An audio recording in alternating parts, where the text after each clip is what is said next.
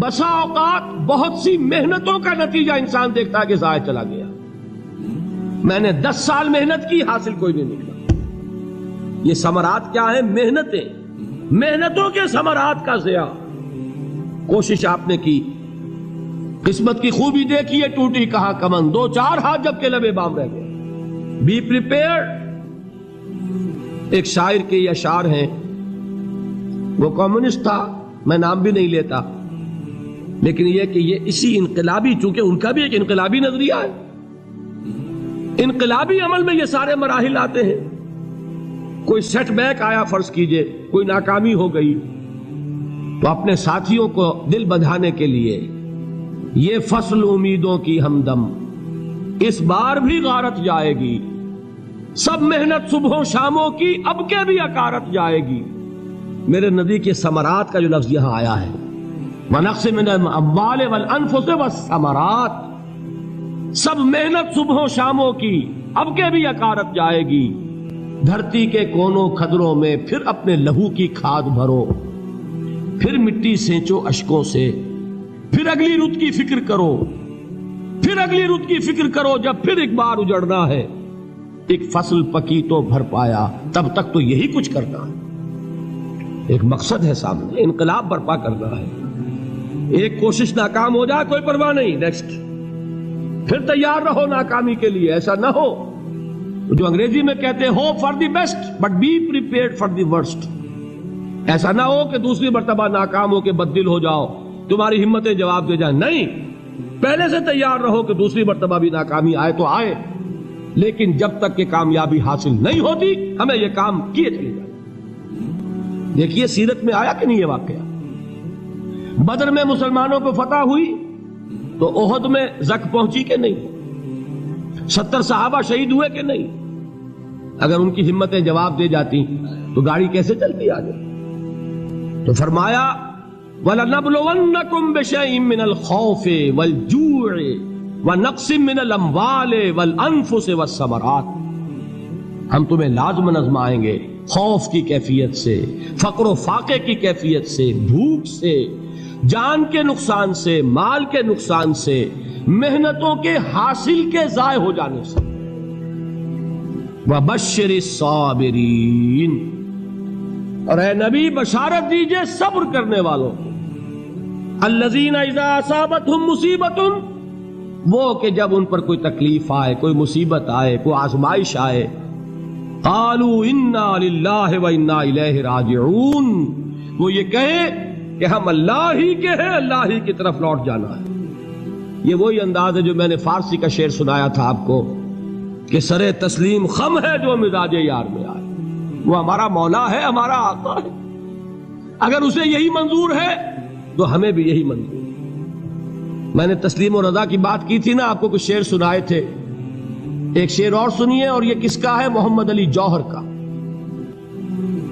ایک مرتبہ جیل گئے، ان کی ایک بیٹی جوان بیمار ہوئی، فوت ہو گئی، باہر چھوڑا انگریز نے، جاؤ بھائی دفن کر دو بیٹی کو۔ دوسری مرتبہ جیل گئے، دوسری جوان بیٹی اسی مرض میں مبتلا ہوئی۔ اب یہ جیل میں ہے، خبر پہنچی کہ دوسری بیٹی کے اوپر بھی اسی مرض کا حملہ ہوا ہے۔ ایک نظم لکھی ہے جس کا آخری شعر یہ ہے، تیری صحت ہمیں منظور ہے لیکن اس کو نہیں منظور تو پھر ہم کو بھی منظور نہیں۔ یہ ہے، جب تک یہ کیفیت نہ ہو اس میدان میں آدمی ثابت قدم نہیں رہ سکتا کہ میرے رب کو اگر یہ منظور ہے تو یہی مجھے منظور ہے، اور تیری صحت ہمیں چاہیے تو ضرور، لیکن ہمارے رب کو منظور نہیں تو ہمیں بھی منظور۔ راضی برضائے رب۔ وَبَشِّرِ الصَّابِرِينَ الَّذِينَ إِذَا أَصَابَتْهُمْ مُصِيبَةٌ قَالُوا إِنَّا لِلَّهِ وَإِنَّا إِلَيْهِ رَاجِعُونَ۔ نہ شود نصیب دشمن کے شود ہلاک تیغت، سر دوستہ سلامت کے تو خنجر آزمائے۔ اولئک علیہم صلوات من ربہم ورحمہ، یہی ہے وہ لوگ جن پر ان کے رب کی طرف سے عنایتیں ہیں اور رحمتیں ہیں۔ وَأُولَئِكَ هُمُ الْمُهْتَدُونَ، اور یہی ہے وہ لوگ جو کامیاب ہونے والے ہیں، ہدایت پانے والے، ہدایت یافتہ۔ اسی سورہ بقرہ میں ذرا آگے چل کر، یہ تو ہے 20واں رکوع، 19واں رکوع.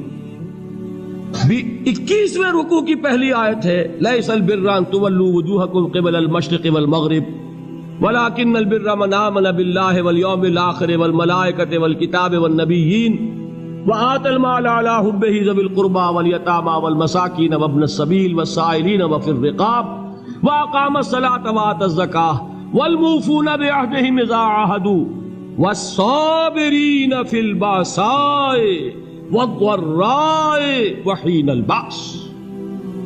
اب یہ آیت جو ہے سورۃ العصر میں جو مضامین آئے تھے سارے اس میں موجود ہیں. وہاں ایمان کا لفظ آیا، یہاں 5 ایمانیات کی تفصیل آ گئی، اعمال کی تفصیل آئی، اور آخری بات وہاں کیا ہے وتواصوا بالصبر، اور یہاں کیا ہے والصابرین فی البأساء والضراء وحین البأس. اور صبر کرنے والے، اصل نیکی ان کی ہے جو صبر کریں. کس میں؟ جنگ کے وقت. ذرائے بأسائے، بأسا کہتے ہیں فقر اور فاقہ. واحد آئے گا باس تو اس کے معنی جنگ، اور بأسا جمع میں آئے گا تو فاقہ فقر بھوک.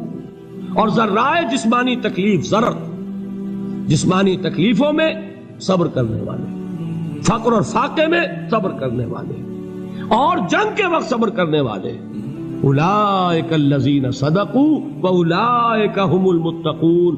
یہ ہیں وہ لوگ جو صبر کرنے والے ہیں، یہ ہیں جو سچے ہیں، جو اپنے دعوے میں نیکی کے اور ایمان کے صادق ہیں، اور یہی وہ لوگ ہیں جو متقی. اگلی سورت ہے سورہ آل عمران، اس میں 2 لفظ آئے ہیں آخری آیت، یا ایھا الذین آمنوا اصبروا وصابروا ورابطوا واتقوا اللہ لعلکم تفلحون.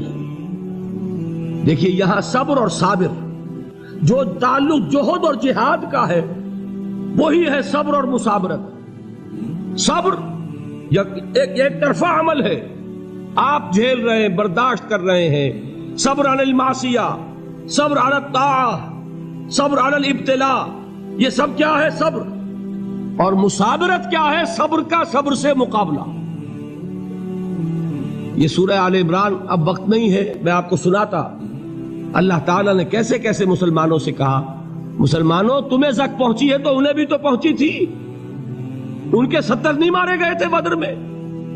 ان کے حوصلے جو ہیں وہ تو پست نہیں ہوئے، وہ اگلے سال آ گئے تم پر چڑھائی کر کے. تم کیوں اتنا برا مان رہے ہو؟ تمہارے دل اتنے زخمی کیوں ہو گئے؟ تمہیں تکلیف پہنچتی ہے تو انہیں بھی پہنچتی ہے. اپنی غیرت جو ہے ہمیں ذرا اس کا جائزہ لینا چاہیے. لوگ باطل نظریات کے لیے کتنی قربانیاں دے رہے ہیں، لوگ باطل چیزوں کے فروغ کے لیے کتنی محنتیں کر رہے ہیں. جیسا کہ میں نے ابھی کہا تھا، اسی غیرت کو چیلنج کرنے کے لیے، ذرا آپ کی حمیت دینی کو جوش دلانے کے لیے، قادیانی نوجوان کتنی تعداد میں اپنے آپ کو دین کے لیے وقف کرتا ہے، اور آپ کتنے نوجوان ہیں جو اپنے آپ کو دین کے لیے وقف کرتے ہیں، اور ہوں وہ کھاتے پیتے گھرانوں کے لوگ. یہ نہیں ہے کہ اگر کوئی اور کام نہیں کر سکتا تو پھر یہ ہے کہ وہ دین کے کام میں لگ جائے. باصلاحیت لوگ، کھاتے پیتے لوگ، ذہنی استعداد رکھنے والے لوگ، اونچے گھرانوں کے لوگ، وہ وقف کریں اپنے آپ کو دین کے لیے. اس کے بغیر کیسے بہار آ جائے گی، کیسے رونق آ جائے گی؟ تو دنیا میں باطل نظریات والے جو ہیں، یہ بات کہی گئی ہے مسلمانوں تم اگر توحید کے لیے لڑ رہے ہو، دیکھتے نہیں ابو جہل کو، اس نے گردن کٹوائی ہے شرک کے لیے، شرک کے لیے گردن کٹوائے، اور تم توحید کے لیے گردن کٹوانے کو تیار نہ ہو. اس نے گردن کٹوائی کہ نہیں کٹوائی؟ اور کس طرح کٹوائی ہے؟ جو کہ بڑا متکبر قسم کا، فرعون قسم کا شخص تھا. جب گردن کاٹنے لگے تو کہتا ہے ذرا نیچے سے کاٹنا، تاکہ جب تم نیزے کے اوپر چڑھاؤ میرے سر کو تو اونچا نظر آئے، معلوم ہو سردار کا سر. وہ بدبخت مرتے ہوئے بھی جو اس کی کیفیت تھی نا، اس کو ذہن میں رکھیے. تو یہ اس لوگوں نے قربانیاں دی، جانیں دی. تو فرمایا اگر تم ان سے زیادہ قربانی نہیں دو گے، یہ نوٹ کر لیجئے اس کو، مجرد اگر حق کو غالب کرنا اللہ کے ذمے ہو تو آنے واحد میں غالب کر دے گا، تمہیں تکلیف ہی دینے کی ضرورت نہیں. سمجھ رہے؟ کیا اللہ کے مقابلے میں کوئی باطل کی طاقت ٹھہر سکتی ہے؟ یہ تمہارے ایمان کا امتحان ہے، یہ تمہارے خلوص کی آزمائش ہے، یہ تمہارے امتحان کا ثبوت درکار ہے کہ اللہ تعالیٰ دیکھنا چاہتا ہے تم اس کے لیے اپنی جانیں قربان کرنے کو تیار ہو کہ نہیں، تم اس کے لیے تن من دھن لگانے کو تیار ہو کہ نہیں۔ اور یہ جان لو کہ اگر کفار اور مشرکین اور ملحدین اور باطل نظریات والے وہ جو کچھ قربانیاں اپنے باطل نظریات کے لیے دے رہے ہیں ان سے زیادہ اگر تم نہیں دو گے تو حق غالب نہیں ہوگا۔ انہوں نے جو صبر کیا ہے اپنے باطل نظریات پر، اگر تم اس سے زیادہ صبر کا ثبوت نہیں دو گے اپنے اس حق پر تو حق غالب نہیں ہوگا۔